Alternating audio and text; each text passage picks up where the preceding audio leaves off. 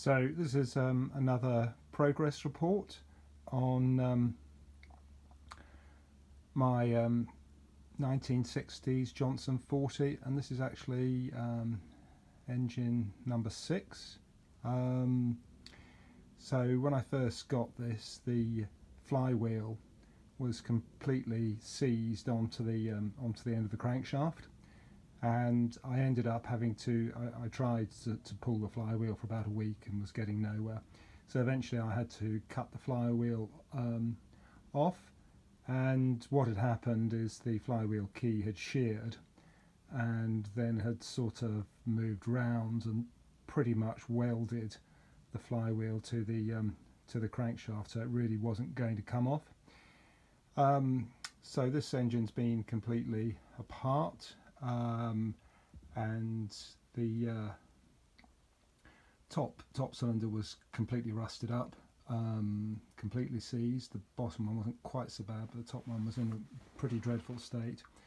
It took a lot of work to get the old pistons out, and of course the rings were seized on, so the rings were all broken off those pistons.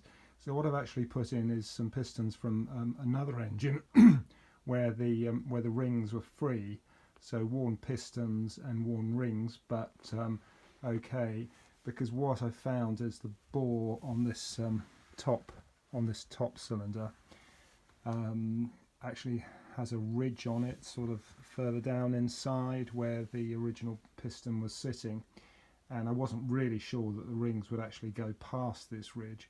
So I've put these worn pistons and rings in, and it actually seems to sort of go past without any noticeable catching at all. I expected it just to sort of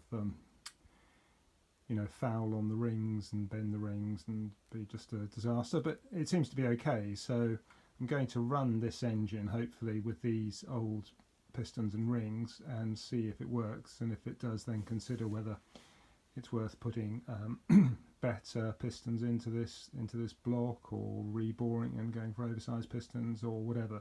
But at the moment I'm just looking to see if I've got a running engine here. This one's had sort of quite a lot of strange things done to it. So it's got this tiller arm fitted, retrofitted, so that doesn't look like it was original. The transom unit down there, that's off a later engine, 1970s I would say, and the gearbox that came with this was also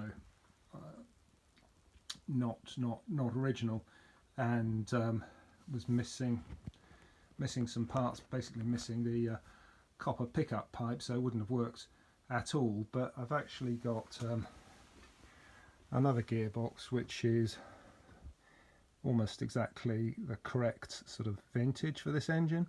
So I opened this thing up to drain the oil out of it, and it was completely dry. So I took it apart, and it was just full of rust and dust and aluminium oxide, and everything in this gearbox was seized. But I've managed to get it all freed up, so now the shaft is propeller shaft is turning okay. The drive shaft is a little bit stiff now that I've put a new impeller in it, but it is turning okay. Let's see if I can put it in gear and turn it. See what that does.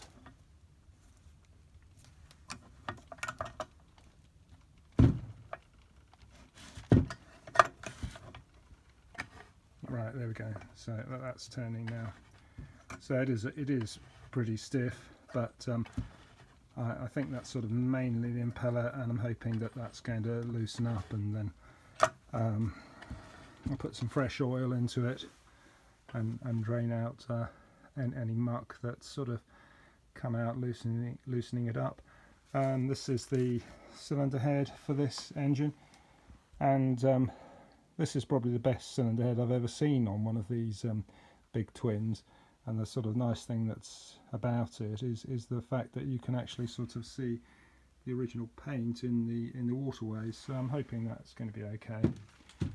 So I got this engine originally as a donor power head for my original Johnson 40, but then when I discovered the sort of condition of these bores, that idea has sort of slightly been put on the back burner now, because I'm not sure that the balls are sort of really good enough to justify putting this onto the other engine. But anyway, I thought I'd try and get it fixed and see whether I've brought another classic Johnson engine back to life or not.